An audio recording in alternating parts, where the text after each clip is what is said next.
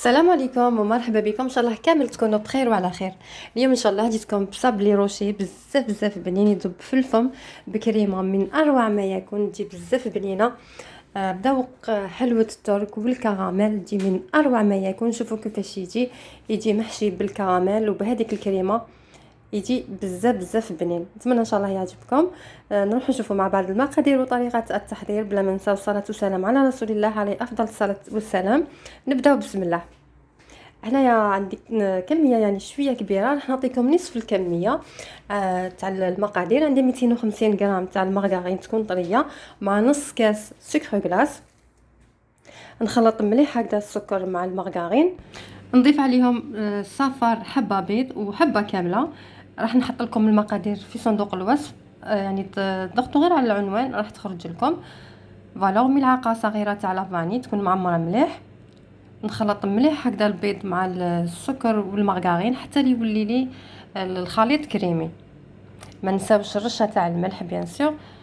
فوالا، نخلط مليح حتى يولي عندي خليط متجانس كما راكم تشوفوا ويولي كريمي. هنا راح نضيف كاس تاع المايزينا، ولا في 250 غرام نحطو نص كاس مايزينا مع ملعقه كبيره تاع كاكاو بني. نخلط مليح. دائما كيما نقول لكم البنات، نحطوا هذاك الكاكاو البني اللي يكون الريحه تاعو تكون شابه بعد ما نكونوا غربلناه. فوالا، نخلطوا مليح. فوالا، وهنايا بعد ما نكمل نخلط كامل هذوك المواد نبدا نحط في الفرينه بالتدريج بعد ما نكون غربلتها بيان سور، ونزيد عليها نصف ملعقه صغيره تاع الخميره الحلوى. فوالا، نخلط مليح. هنايا باش ما تلفلكمش البنات نحط لكم المقادير كما قلت لكم في صندوق الوصف، ضغطوا برك على العنوان راح تخرج لكم. نخلط هكذا، نحط الفرينه بالتدريج حتى لين تحصل على عجينه تكون طريه وما تتلاصقش في اليد. فوالا، بهذا كيما راكم تشوفوا القوام تاعها كيفاش يكون، تكون طريه وميم طون ما تتلاصقش في اليد وما نشفوهاش بيان سور بزاف. هكذا ندير نصف الكميه ونحطها في كيس بلاستيكي هكذا باش يعني العمليه تجيني سهله. باش نحلها هكذايا بالحلال، نحطها دائما في كيس بلاستيكي هكذا باش تجيني الخدمه سهله. نحلها ما تكونش رقيقه بزاف وما تكونش خشينه، يعني تكون السمك تاعها متوسط. ما نديروش الصابلي تاعنا بزاف رقيق باش الحبه تاعنا تجينا عاليه وتجينا شابه. فوالا، بهذا السمك نحطو كامل في الصنيوه. نكمل نطبع كامل الكميه تاع العجين.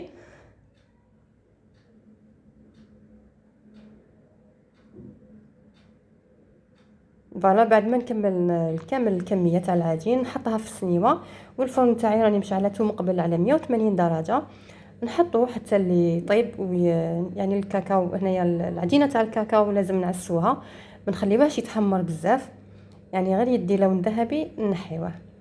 هنايا نروحو نحضروا الكريمه. بالنسبه لاكرام بوغ البنات عندي هنايا 120 غرام، عفوا 125 غرام مارغرين مع 60 غرام سكر غلاس و75 غرام تاع حلوه الترك. هنايا حلوه الترك دائما نحطوا كميه تكون مليحه هكذا باش البنه تاعها تغلب يعني تكون باينه في الكريمه. هكذا نخلط مليح بالباطور، نخلطهم مليح حتى نشوف الكريمه تاعي بياضت، يعني تولي مايله للبياض. فوالا، نخلطهم مليح بهذه الطريقه. وهنايا البنات راح نزيد لها شويه تاع ليكستري تاع الكراميل، غير شويه برك باسكو الذوق تاعو بزاف يعني قاطع بزاف، ندير له غير شويه برك. فوالا، هكذا نخلطهم مليح كيما راكم تشوفوا حتى لين نشوف الكريمه تاعي ولا هذيك الزبده مع الحلوه الترك والسكر تولي مايله للبياض. في الاخير هنايا بعد ما نخلطهم مليح نزيد لهم زوج مغارف كبار تاع الزيت. الزيت راح تعطيني خفه للكريمه تاعي. فوالا، بهذه الطريقه نكمل نخلط مليح. وهاد الكريمه تجي بزاف بنينه، يعني حلوه الترك راح تمد لها بنه من اروع ما يكون مع ذوق الكراميل، تجي بزاف بزاف بنينه. فوالا، هنايا بعد ما نكمل نخلطها مليح شوفوا القوام كيفاش يكون، ونحسوا بها الكريمه تاعنا راهي خفيفه. هنايا راح نلمها مليح ونديرها في لابوش ونحطها في الثلاجه تحكم روحها مليح. فوالا بهذه الطريقه راح نحطها في لابوش، وكما قلت لكم نحطها في الثلاجه باش تحكم روحها مليح ونخدم بها. وهنايا بعد ما طاب لي الصابلي كما راكم تشوفوا، بعد ما هنايا كما راكم تشوفوا اللون اللي داه، ما نخليوهش يتحمر بزاف بزاف، يعني غير يدي لون ذهبي نحيوه. الكريمه تاعي بعد ما حطيتها هنايا في لابوش، وكنت حضرت من قبل صوص كراميل. فوالا هنايا راح نحط هكذا الكريمه في الصابلي بهذه الطريقه، يعني ما نحطش كميه كبيره باش يعني مازال نحطوا الكراميل باش الكاطو تاعنا ما يجيناش يقهم بزاف. نحط كميه تكون يعني ما تكونش قليله وما تكونش بزاف، ما نكتروش بزاف. نزيد نحط في الوسط الكراميل فوالا بهذه الطريقه، ونحط حبه من الفوق، ونحاول كيفاش نضغط عليها غير بالعقل برك، باسكو الصابلي تاعنا راه بزاف حشيش، ما نزيروش عليها سينو راح تتكسر. نحاول كيفاش نسقم كامل هذيك الكريمه، ما نخليش الفراغ في الاطراف. بهذه الطريقه راح نكملهم كامل بنفس الطريقه، نحط الكريمه في الاطراف ونزيد نعمر في الوسط بالكراميل. هاد الكراميل خدمتها غير في الدار البنات وجات بزاف بنينه. فوالا بهذه الطريقه نكمل كامل الكميه بنفس الطريقه، نعمرهم كامل بالكريمه والكراميل. والكميه اللي نخدمها نحطها في الثلاجه، لازم نحطها في الكونجيلاتور تشد روحها مليح هذيك كريمه الزبده، باش كي نجي نكلاصيهم ما تعبنيش وما تذوبش مع الشوكولا. نعرفوا لي الشوكولا تكون يعني شويه دافيه. هنايا ذوبت كميه تاع الشوكولا وزدت لها الزيت. هنايا في كل 100 غرام تاع الشوكولا نحط لها ملعقه كبيره تاع الزيت شوكولا بالحليب. وهنايا عندي كاوكاو عفوا محمص ومرحي، نخليوه مرحي شويه خشين ونغربلوه، نحيو كامل داك الكاوكاو الرقيق ونخليو غير هذاك الخشين، ونحطوا كميه هنايا على حساب ما نحبوا. فوالا كاين اللي يحب كميه كبيره تاع الكاوكاو، وكاين اللي يحب كميه تكون صغيره. فوالا نبدا نكلاصي فيها بهذه الطريقه. هنا الشوكولا تاعي ما زدت لها والو، زدت لها غير الزيت برك. كما قلت لكم في كل 100 غرام تاع الشوكولا نحط لها كميه ملعقه كبيره تاع الزيت. فوالا انا زدت هنايا شويه تاع الكاوكاو، يعني شتو شويه قليل. فوالا نحطوا يعني كميه تكون مليحه باش يبان مليح، ونبدا نكلاصي هكذا. ونحطوا هنايا نحطوا بابي كويسون ولا كيس بلاستيكي ونحطوه من الفوق. فوالا بهذه الطريقه نخبطها شويه باش نهبط هذيك الشوكولا اللي تكون زايده.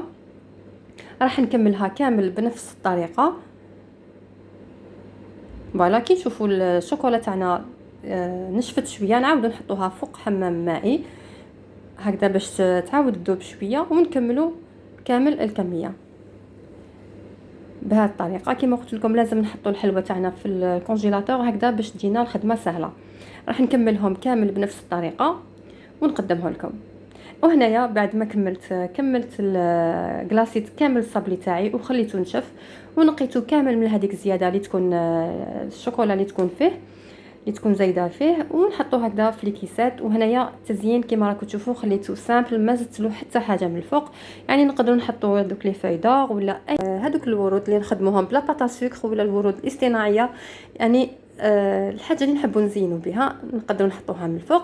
هنايا كما راكم تشوفوا قسمت معكم حبه يعني جنب من اروع ما يكون.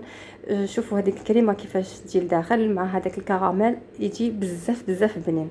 نتمنى ان شاء الله الوصفه تاع اليوم تكون نالت اعجابكم.